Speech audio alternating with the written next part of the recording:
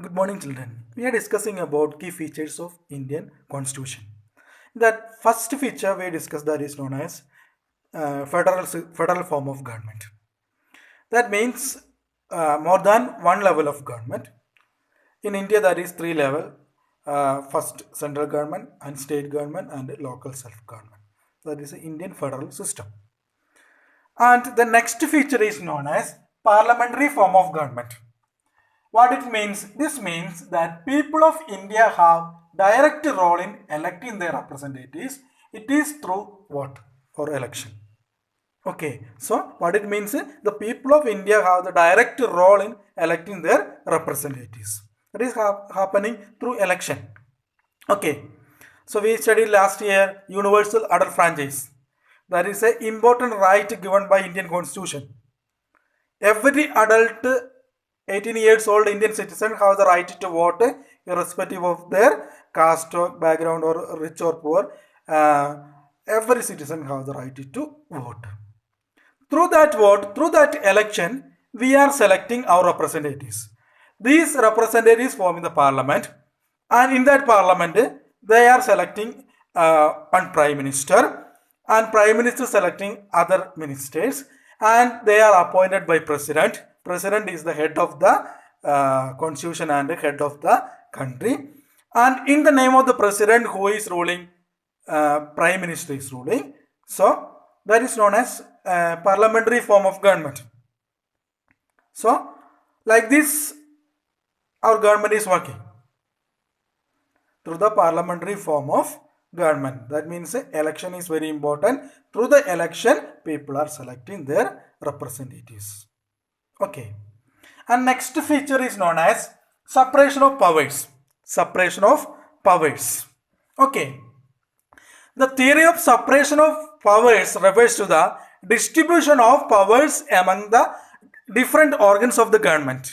So it is refers to the distribution of powers among the different organs of government. So Indian constitution giving three organs for the government.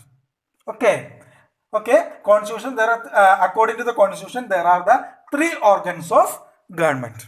What do you mean by organs? Okay, what is the human body's organs?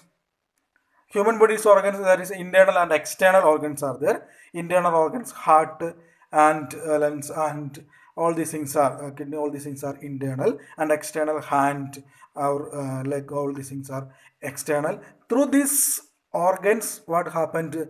We are functioning, human body is functioning through these internal and external organs working. So the same function, that is our government is also need to work. It should be also need to function. So that the constitution is given three organs for that. Three organs. That is known as legislature, executive and judiciary. Legislature, executive and judiciary. Three organs. Clearly our constitution is given. And legislature's duty is that it is a law making body. Legislature means it is a law making body. In the parliament they are making the laws. That we are selecting our representatives, they are in the parliament, they are making the laws. That is known as legislature.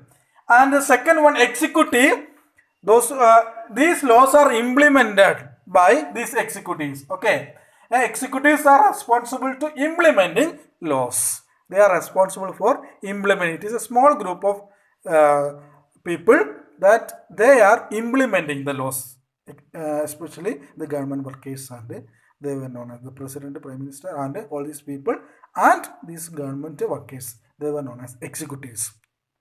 And these executives implement these laws. Okay, who are making the legislature is making and executive is implementing. And third one is judiciary, very important. Judiciary, it is adjudicate the disputes. Judiciary is adjudicating the disputes. Not only the all disputes, judiciary clearly watching whether these other two bodies organs are doing well or not, and if any wrong is happening, judiciary acting. These are known the three organs of government. Okay, each organ is responsible to perform the responsibility entrusted to without interfering others' work. So each organs have their own responsibility. So they are not interfering with other organs work. Okay, they don't have any right to interfere with the other three organs duties. So that is legislature have its own duties.